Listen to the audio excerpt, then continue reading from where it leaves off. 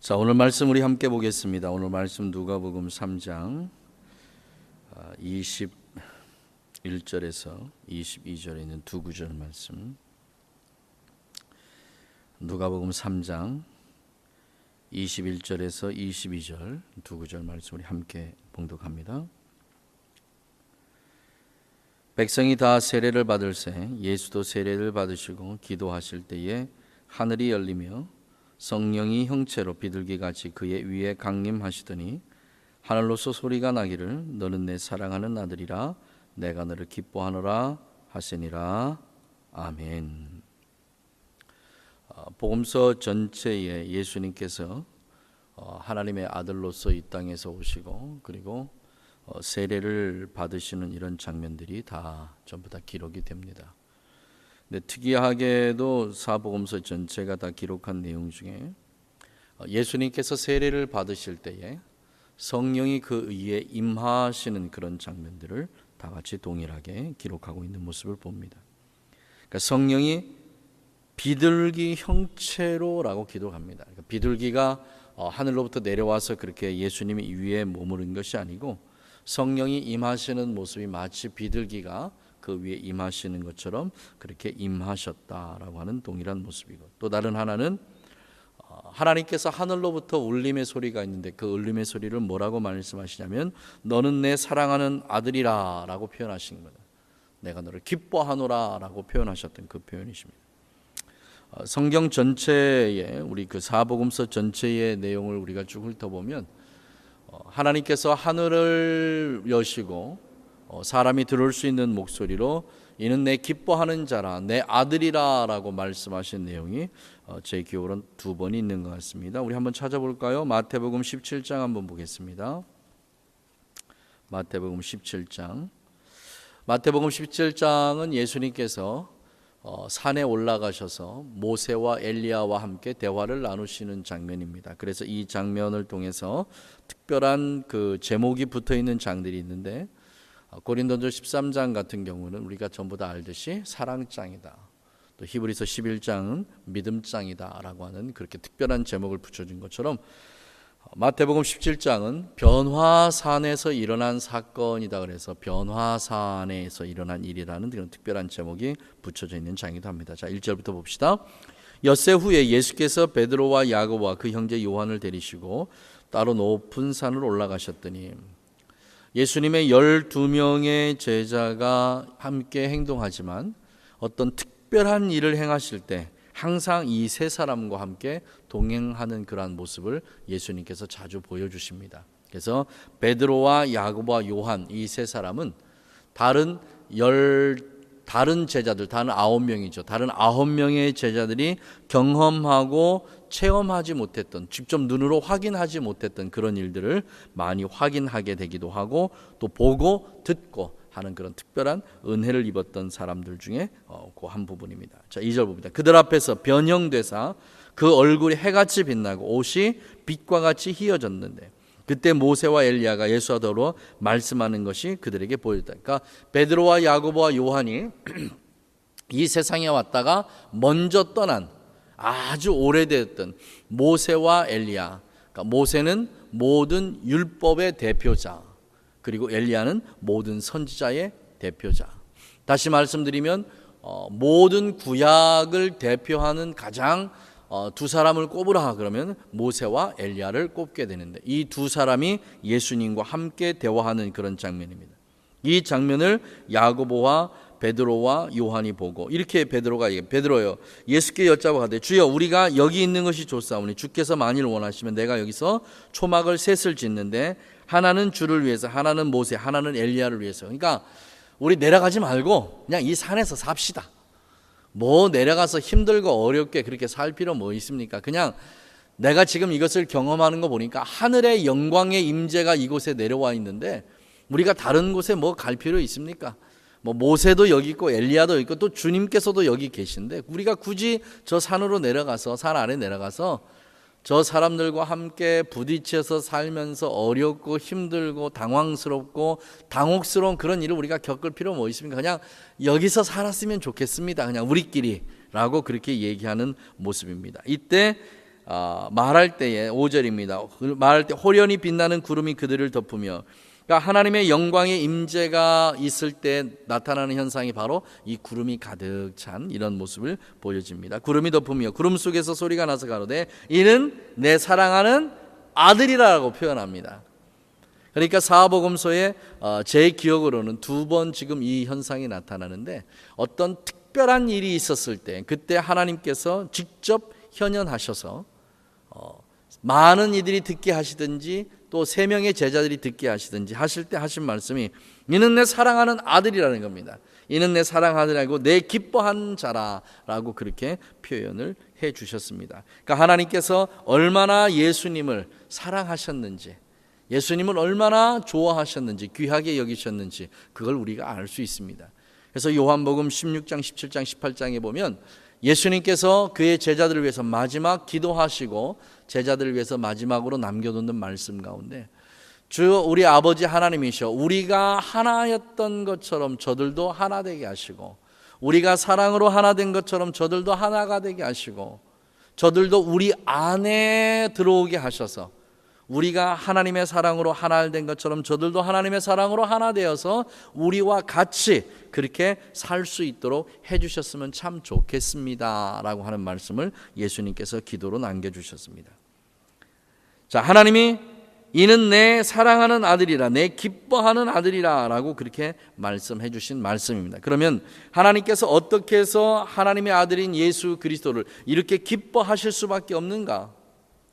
그리고 하나님의 말씀 그대로 이제 우리가 예수 그리스도의 은혜 가운데 하나님의 자녀가 됐습니다.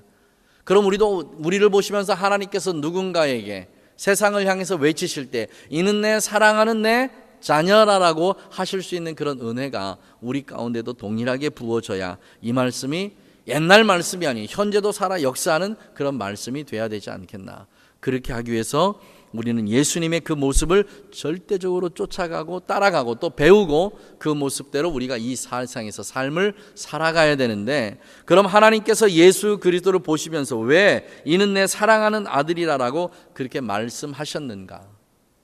또 우리는 예수님의 어떤 모습을 통해서 그 모습을 본받고 따라감으로 말미암아서 하나님께서 우리를 보시고 너는 정말 내 사랑하는 아들이야, 너는 정말 내가 귀하게 여길 수밖에 없는 내 아들이야 라고 그렇게 말씀하실 수 있겠는가 하는 걸 우리가 한번 살펴보기로 합니다. 자, 빌립보서 2장 우리 함께 보겠습니다. 제 성경으로는 신약성경 316페이지입니다. 빌립보서 2장 말씀 봅니다. 5절부터 보죠. 5절입니다.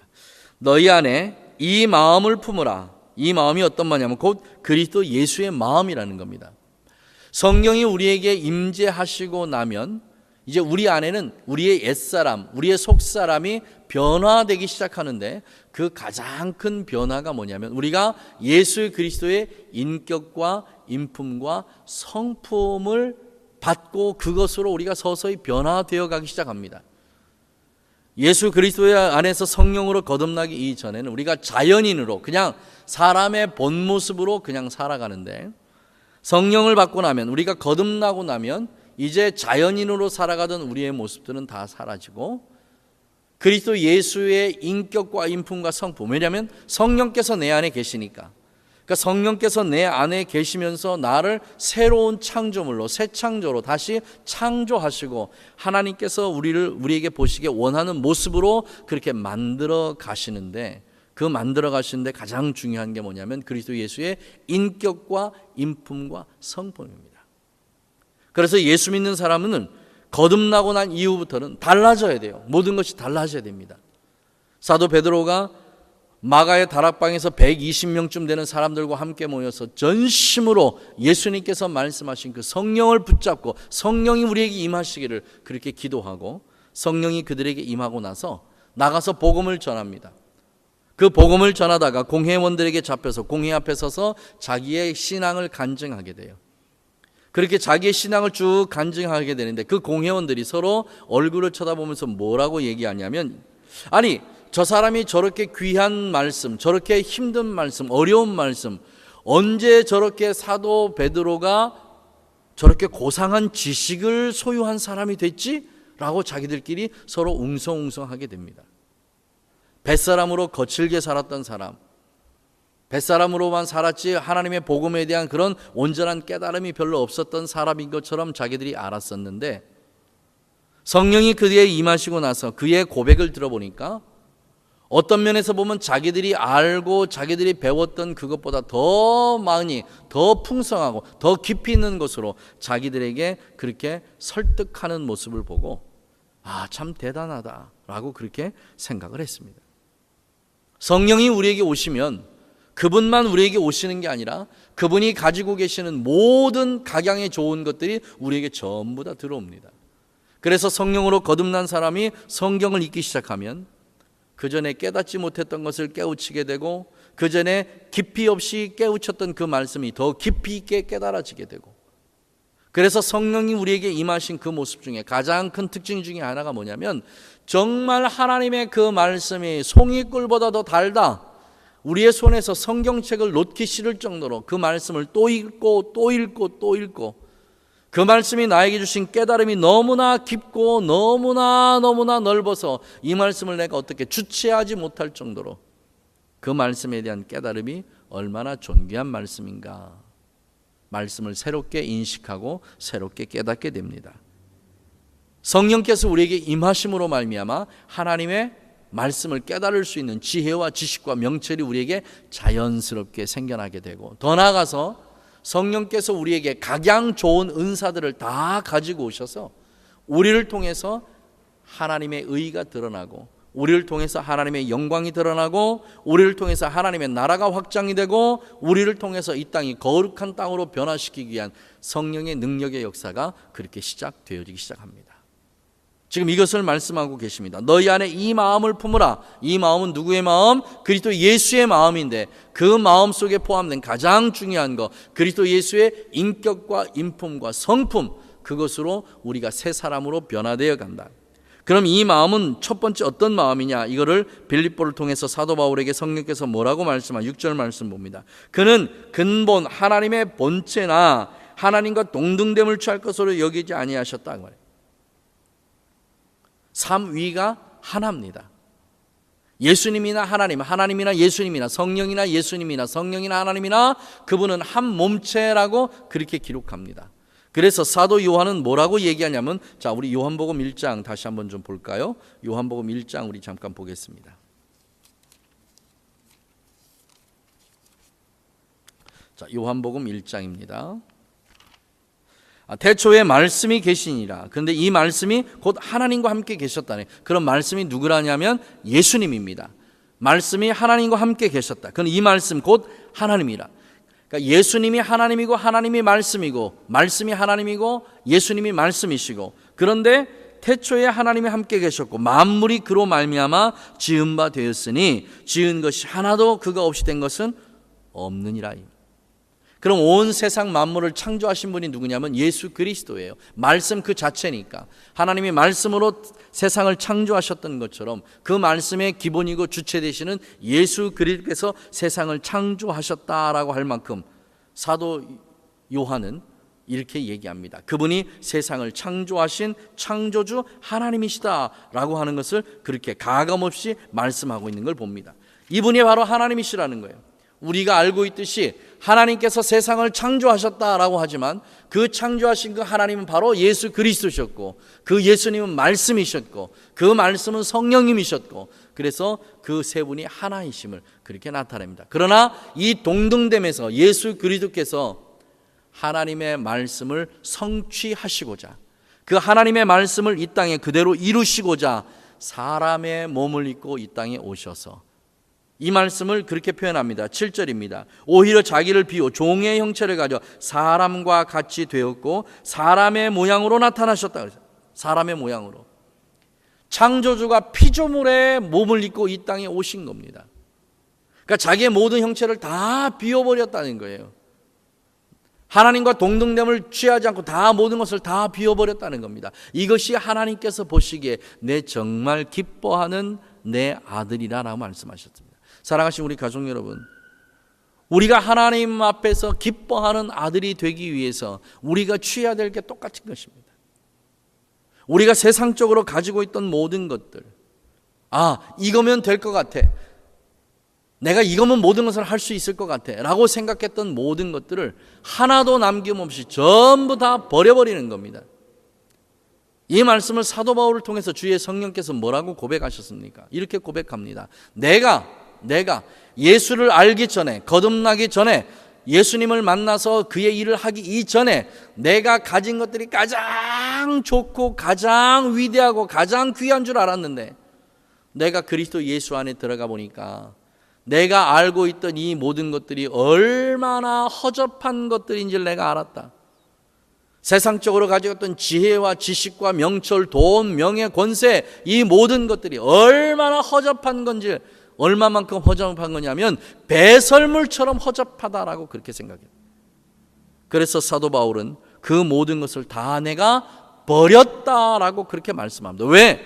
내가 예수 그리스도 안에 들어가서 보니까 그 예수님이 가지고 계신 그것들이 얼마나 고상한지, 감히 사도 바울이 말로 형용할 수 없을 정도로 얼마나 고상한지, 그것을 내가 얻기 위해서, 그것을 내가 받아들이기 위해서, 그것을 내가 취하기 위해서 내가 지금까지 세상에서 최고로 여겼던 모든 것들을 다 버렸다라고, 무슨 것처럼? 배설물처럼 두 번 다시 내가 잡을 생각을 하지 않았다, 두 번 다시 내가 그것을 다시 취하려고 생각하지 않았다라고 할 정도로 내가 배설물처럼 여겼다라고 그렇게 얘기합니다. 이 세상 사는 사람들 중에 배설물을 귀하게 여기는 사람은 아마 아무도 없을 겁니다.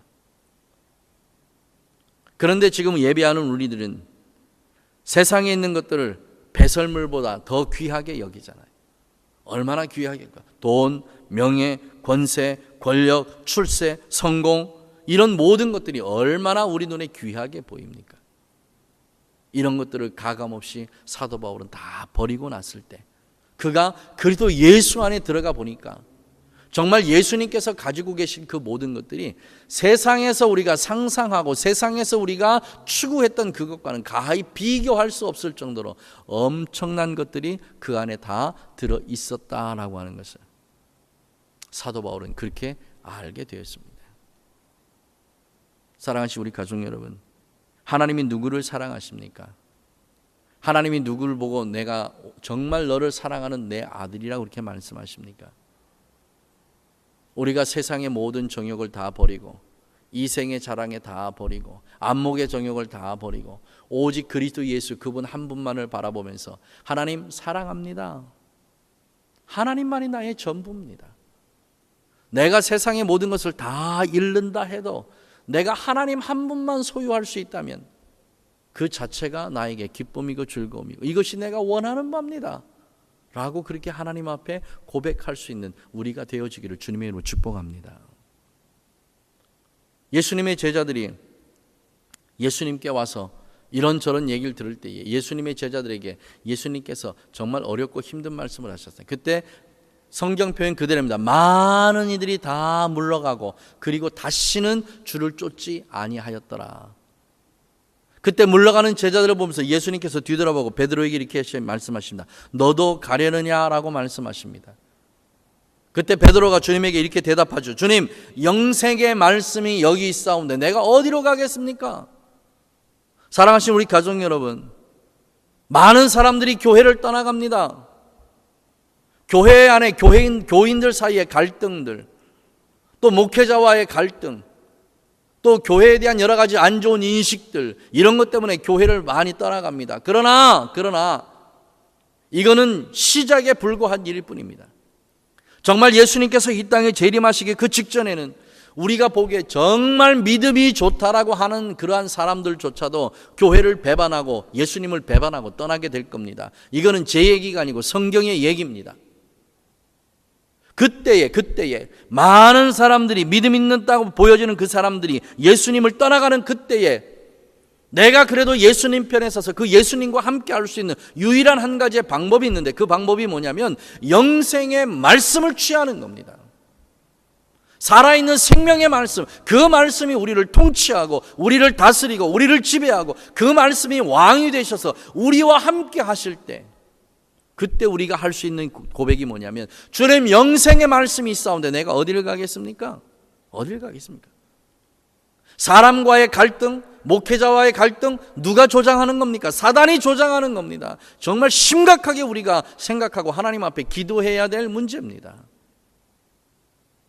이 교회는 하나님의 통치가 이루어진 곳입니다. 이 교회는 하나님의 온전한 거룩함이 임재하는 곳이 교회입니다. 그런데 이 교회 안에 어떻게 다툼이 있고 갈등이 있겠습니까? 다툼과 갈등이 있던 사람들도 이 안에, 교회 안에 들어와서 하나님 앞에 예배하는 그 순간 갈등과 모든 것이 다 사라지고 없어져야 이곳이 하나님의 임재가 있는 곳이 되지 않겠습니까? 그런데 그것이 교회 안에서 너무 자연스럽게 일어납니다. 왜요? 무엇 때문에요? 너나 나나 할 것 없이 버릴 것을 버리지 못해서 그래요. 교회 안에 들어오면서 세상적인 것, 정욕과 이생의 자랑과 안목의 자랑 모든 걸 다 버리고 우리가 이곳에 들어오는 순간 우리가 소유해야 할 건 오직 한 가지, 예수 그리스도, 그분만을 소유하겠다고 우리가 그렇게 해야 됩니다. 이게 영생의 말씀이에요. 예수님을 소유하는 게 우리가 영생의 말씀입니다. 그 한 분만을 바라보겠다고, 그 한 분만이 나의 전부라고 그렇게 생각하고 우리가 믿음 생활을 해야 하는데, 예수님 대신에 우리가 이 교회 안에서 추구하는 게 너무 많다 그 말입니다. 버리세요. 전부 다 버리세요. 갈등, 교회 안에 일어나는 모든 갈등, 다툼, 분쟁, 시기, 불만, 불평, 이 모든 것들은 사단이 우리에게 가져다 주는 것이지 하나님이 우리에게 주시는 게 아닙니다. 그런 마음이 우리에게 생겼을 때 우리는 한 가지, 나사렛 예수의 이름으로 내가 명하노니, 내 마음에 분열을 일으키고 내 마음에 미움과 다툼과 시기와 질투, 분쟁을 일으키는 모든 것들은 지금 당장 물러갈지어다 라고 우리가 예수의 이름으로 선포하고 사단을 몰아내야 됩니다. 이것은 하나님의 평강과 하나님의 화평만 있어야 될 곳이 바로 이 교회입니다. 교회예요. 세상 것 다 버리십시오. 하나님은, 예수님은 하나님과 동등됨 그 자체까지 다 버리시고 조물주가 피조물의 형체를 입고 이 땅에 오신 겁니다. 얼마나 낮고 천한 곳으로 임하셨겠습니까? 예수님이 이 모습으로 이곳에 오셨는데 왜 우리는 우리의 알량한 자존심 하나 못 버리냐는 겁니다. 왜 우리는 알량한 우리의 자존심 하나를 못 버려서 조그만 말에 상처받고 조그만 말에 우리 스스로 좌절하고 실망해서 이것 때문에 교회를 떠나고 저것 때문에 교회를 떠나고 이것 때문에 난 예수를 못 믿겠다고 저것 때문에 나는 어떻게 했다고 하고, 이런 일들은 마지막 예수님의 심판대 앞에 섰을 때 우리의 변명에 불과한 일들입니다.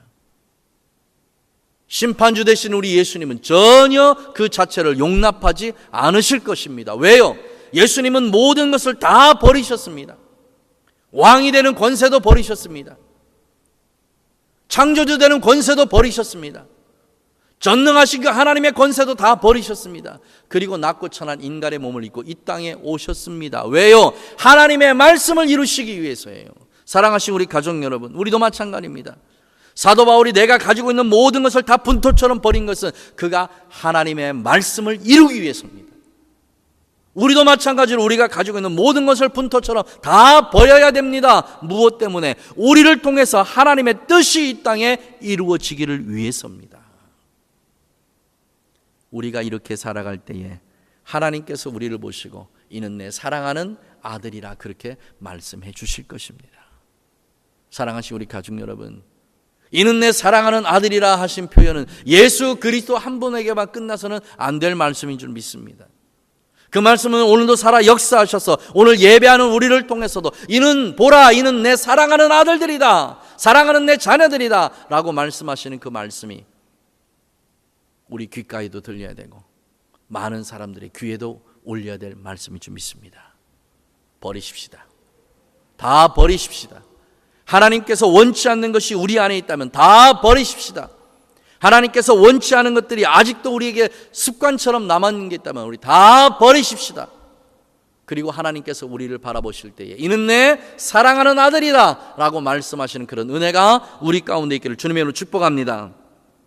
그 다음에 8절에 보니까 이렇게 보있습니다. 사람의 모양으로 나타나셨으며 자기를 낮추시고 죽기까지 복종하셨으니 그 십자가에 죽으심이라 그랬습니다. 유대인들이 왜 예수님을 메시아로 모시지 않느냐, 그 가장 큰 이유 중에 하나가 예수님께서 십자가에 죽으셨기 때문에 그렇습니다. 유대인들은 십자가에 달린 이는 저주를 받은 사람이 십자가에 달린다라고 그렇게 말씀에 기록되어 있고, 그 말씀을 믿기에 어떻게 메시아가 하나님의 저주를 받는 그 십자가에 죽을 수 있느냐. 그래서 예수님을 지금도 믿지 않는 이유 중에 하나가 바로 그 이유입니다. 그런데 예수님은 우리의 모든 죄를 다 짊어지시고 십자가 위에 올라가셔야 하기 때문에, 하나님은 예수를 미워하시고 예수를 저주한 것이 아니라 우리의 죄예요. 우리의 죄. 예수님의 죄가 아니고 우리의 죄 때문에 예수님은 하나님의 어린 양이 되셔서 우리의 속죄 제물이 되셨던 것뿐입니다. 그 지옥의 십자가, 그 십자가를 지실 수밖에 없었던 이유는 바로 우리 때문에 그래요. 다른 것 때문에 아니라 우리 때문에 그렇습니다. 패션 오브 크라이스트를 보면 예수님의 그 마지막 장면이 얼마나 리얼하게 그렇게 표현이 되어 있는지 모르겠어요. 사실은 그거보다 더한 고통을 예수님께서 당하셨지만, 그래도 패션 오브 크라이스트가 그만한 그 모든 영화 중에서 그래도 예수님의 고난을 가장 잘 표현했다고들 그렇게 말씀들 하시는 분들이 많이 계십니다. 그렇게 채찍에 맞으시고 살점이 떨어져 나갈 정도로, 뼈가 부셔질 정도로 그렇게 큰 고통을 당하시고 십자가 위에 죽으셨습니다. 무엇 때문에 그렇죠? 내 한 영혼을 살리기 위해서입니다. 나 하나를 살리기 위해서. 예수님은 그 모진 고통과 고난을 다 참고 이기실 수밖에 없었던 거예요. 그 비난을, 그 비웃음을 다 참고 이기고 견디실 수밖에 없었던 거예요. 자, 봐라, 세상을 구원한 저 메시아가 저 십자가에 달려있는데 저가 어떻게 저기에서 나오는지 우리 한번 구경해보자. 저가 많은 사람은 구원했대, 자기 자신은 구원하지 못하는도다 하고 그 십자가 아래서 그렇게 비웃음을 내보낼 때, 창조주이신 하나님께서, 우리 피조물을 만드신 창조주 하나님께서 지금 당장이라도 단 한마디면 인류 전체를 다 멸망시킬 수 있는 그런 능력의 하나님께서 피조물이 쏟아붓는 그 비난과 그 비웃음을 다 참고 이기고 견디시고 마지막 다 이루었다 하시고, 아버지, 내 영혼을 아버지 손에 부탁합니다 하고 가셨던 분이 바로 예수님이십니다. 사랑하시는 우리 가족 여러분, 우리 중에, 지금 말씀 듣는 우리 중에 정말 예수님이 이렇게까지 하나님 앞에 복종하고 순종하는 삶을 살아셨는데, 우리들 중에 과연 누구가 이 정도로 우리가 하나님의 말씀에 순종하고 복종하고 살고 있느냐 하는 겁니다. 예수님은 하나님의 말씀에 죽기까지 순종하시고 살았는데, 십자가에 죽으시는 그 지옥의 저주의 십자가까지도 마다하지 아니하시고 그곳에 올라가시기까지 순종하고 복종하셨는데, 지금 우리 중에 누가 이렇게까지 하나님의 말씀에 순종하고 복종하고 살아가고 있느냐는 겁니다. 사랑하시는 우리 가족 여러분, 하나님은 하나님의 말씀에 죽기까지 순종하는 그 순종자를 통해서 이는 내 아들이라라고 그렇게 하나님 기뻐하시는 음성이 그 귀에 들려줄 줄 믿습니다. 백세에 하나님께서 아브라함에게 아들을 주시고 그 이삭을 잘 키우고 있을 때, 어느 날 갑자기 하나님께서 아브라함에게 나타나서 이렇게 말씀하십니다. 아브라함아, 내 아들 독자 이삭을 나에게 번제로 줄 수 있겠느냐? 그리고는 하나님은 아무 말씀 안 하시고 그리고 침묵하셨습니다. 아브라함이 그 말씀을 듣고 그 다음날 새벽에 일찍 일어나서 아들 이삭과 자기 집에 있는 종들을 데리고 하나님이 말씀하셨던 모리아산을 향해서 걸어갑니다. 그가 가면서 무슨 생각을 했는지, 그가 가면서 어떻게 그 길을 같이 가고 있는 그 아들과 어떻게 같이 갔는지 성경은 기록하지 않고 있습니다. 그러나 우리가 가질 수 있는 생각으로 생각을 해본다면 거기까지 가는 그 날 동안 아마 아브라함은 잠을 자지 못했을지도 모릅니다. 그리고 모리아산 위에 올라가서 하나님이 말씀하신 대로 자기 아들 이삭을 번제단 위에 올려놓고 칼로 내려칠 때 하나님께서 그의 손을 급히 잡으시고 이렇게 말씀하셨습니다. 아브라함아, 아브라함아, 이제야 내가 나를 정말 사랑하는 줄 알았다. 이렇게 말씀하십니다. 100세 얻은 아들까지도 하나님의 명령에 순종하고 아낌없이 바치려고 했던 그 아브라함에게 하나님께서 주신 아름다운 칭호가 뭡니까? 믿음의 조상입니다. 믿음의 조상. 다른 말로 바꾸면 이 말씀입니다. 내 사랑하는 아들이라. 내 사랑하는 아들이라. 내가 내 아들 독자 이삭까지도 아낌없이 나에게 주었는데 내가 너를 위해서 무엇인들 내가 아낄 것이 있겠느냐? 무엇인들 아낀 것이야. 믿음의 조상이다. 내가 지금부터 너를 위해서 많은 것들을 내가 베풀겠다라고 말씀하신 게 바로 우리 하나님 아니시겠습니까? 사랑하시는 우리 가족 여러분, 하나님께서 우리에게 죽기까지 순종하기를 요구하시는 요구는 우리를 고난 가운데, 고통 가운데, 죽음 가운데 밀어넣고 어떻게 하자 하고 보는 그런 하나님의 모습이 아니올시다. 하나님의 마음은 아브라함에게 복을 주셨듯이 우리에게도 복을 주시길 원하시는 겁니다. 정말 고통스러운 가운데, 정말 어렵고 힘든 가운데도 네가 내 말에 순종만 한다면 나는 내가 너에게 준 것 단 하나도 빼앗지 아니하고 오히려 내가 더 많은 것으로 너에게 채워주고 넘치도록 채워줄 것인데